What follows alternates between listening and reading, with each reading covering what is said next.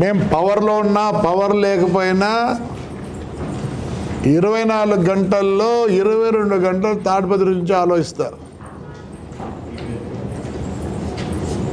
నన్ను ఈ తాడిపత్రి ప్రజలు ఎంత గౌరవించినారంటే, ఆంధ్రప్రదేశ్లో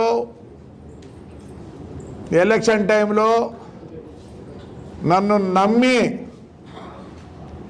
నమ్మి గెలిపించినారు. నేను ఈ ఊరికి ద్రోహం చేస్తే మా కుటుంబం నామరూపాలు లేకుండా ఉంటుంది. కొన్ని విషయాల్లో నేను చెప్తున్నా, ఎస్ పార్టీలు ఉంటాయి, పార్టీల్లో కూడా మేము ఎవరున్నా ఏ పార్టీ ఉన్నా ఎంతవరకు చేయాలా మనం కూడా ఇండివిజువల్గా చేయకూడదు. అది పద్ధతి కాదు. 5 ఏళ్ళు ఉంటాం పోతాం, రేపేమో ఇప్పుడే అంటారు కదా, మేము వచ్చినాక అంటున్నారు కదా, ఏమో రావచ్చు. మనం ఇష్టపడకుండా మనల్ని ఇష్టపడకుండా వస్తారు. కానీ ఎస్ నేను మంచినే, నాకు రక్తము చీముంది.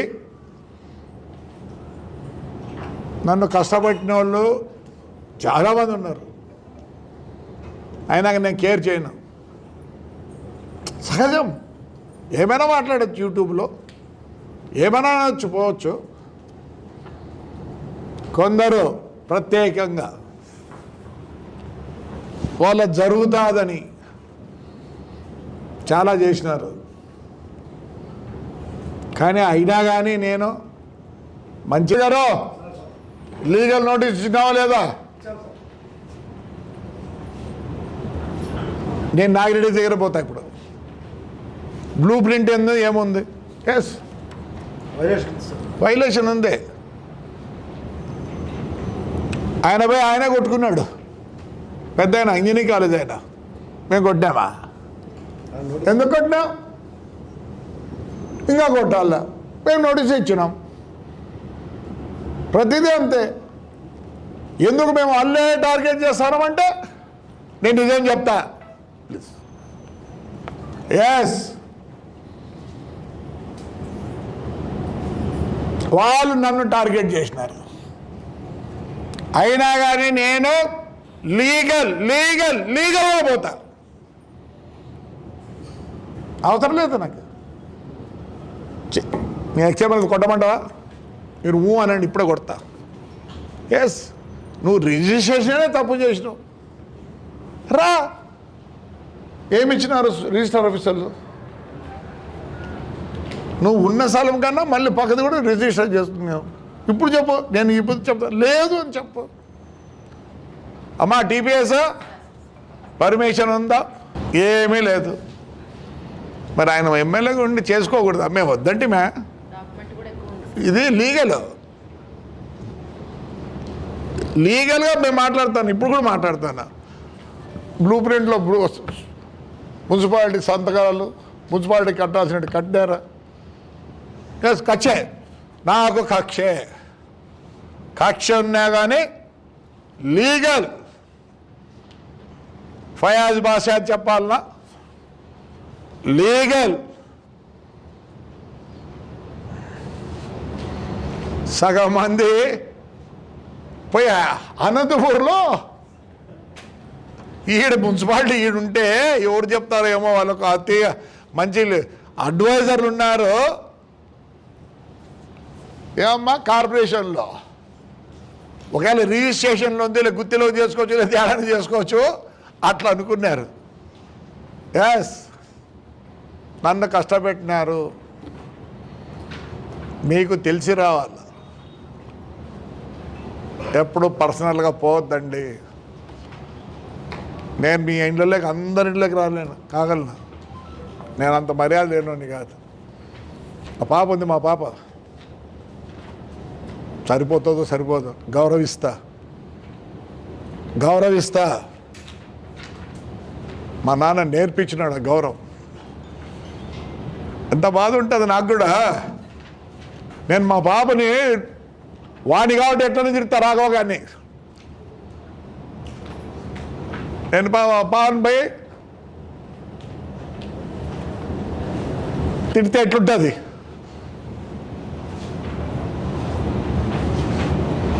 ఎందుకు చెప్తున్నానంటే నేను లీగల్గానే పోతా. మీరు ప్రూవ్ చేసుకోండి, మీకు టైం ఇస్తా. సబ్ రిజిస్టర్ ఏమి ఇచ్చినాడు చూడండి అమ్మా. నువ్వు స్థలము తప్పు చెప్పి రిజిస్టర్ చేసుకున్నామని ఇచ్చాడు, నేను కదా. నేను నా పాప పైన ఉంటే కూడా చెప్పిన, ఫోన్ చేసి ఏం చెప్పిన, పాప పైకి పోవద్దు, ఆడపిల్ల ఉంది, గౌరవించు, కిందనే కొలతేసుకొని రమ్మన్నా. ఏదో మా నాన్న నాకు అంతో ఇంతో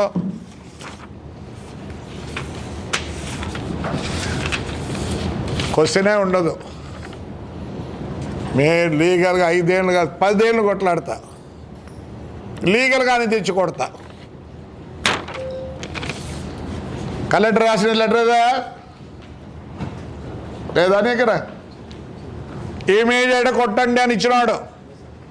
ఎందుకంటే మీరు కౌన్సిలర్లు కాబట్టి నేను తెలియపరచాలి మీకు, కాబట్టి తెలియపరుస్తాను. కొట్టను, దయచేసి మన్నించండి, నన్ను మన్నించండి. నా ఆస్తులన్నీ పైన ఏం బాధపడలే. నా ఇంట్లోకి వచ్చి నా కిచెన్లోకి వచ్చినట్టు అది నాకు బాధ. ఏం చేస్తాడు? మాకు హిస్టరీ ఉంది. కలెక్టర్ ఇచ్చినది కొట్టు అన్నాడు. ఎందుకు? రిజిస్టర్ ఆఫీస్ వాళ్ళు ఏం చేసినారు?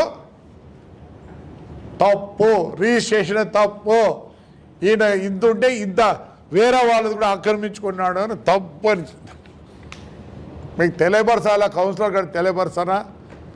మిమ్మల్ని కూడా ఏమన్నా బాధ పెట్టింటే మన్నించండి. నేను 600 బస్సులు పోటున బాధపడలే, కొడుకుని జైలు వేస్తే బాధపడలే. రిజిస్ట్రేషన్ కాపీ తప్పు, ఇళ్ళలోకి రావద్దండి. ఒక ఆడపిల్లను నేను వస్తే మీ ఇంటికి వస్తే గౌరవించాలన్నా రా అన్నాను. సరిపోతామో సరిపోమో అట్లా రావాలా?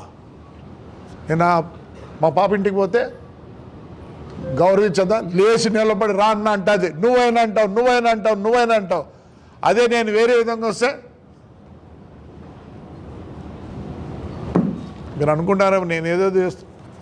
నేను చాలా లీగల్, నేను బాగా చదువుకున్నా, సెక్షన్లో చెప్తా. కమిషనర్ గారు మీకు కూడా చెప్తాను కదా, ఇట్టరాయ అంట. నాకు ఎవరి మంది ఇదే లేదు, నా బాధలు నాకు ఉన్నాయి. ఆస్తి పోతే బాధపడలే. ఏమొస్తే